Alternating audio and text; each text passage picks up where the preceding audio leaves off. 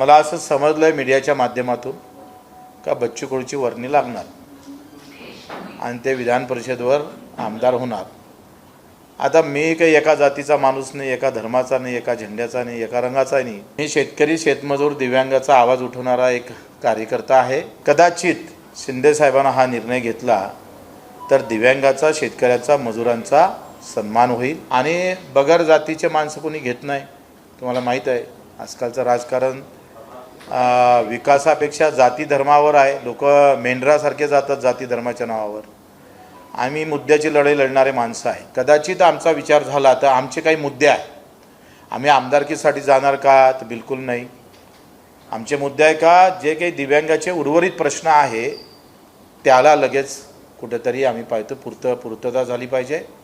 त्यांची कर्जमाफी आहे, दिव्यांग बांधवाची पगाराची वाढ आहे, इतर काही महत्त्वाचे घरकुलाचे मुद्दे आहे। दुसरा, पेरणी ते कापणीपर्यंत सगळी कामे MRGS मधून झाली पाहिजे। शेतकऱ्याचा मुद्दा आहे, हमी भावाचा आहे। हमी भावासाठी शिंदे साहेबांना उद्या जर विचार केला आमचा तर आमचाही प्रस्ताव आहे, त्यांचाच थोडा प्रस्ताव।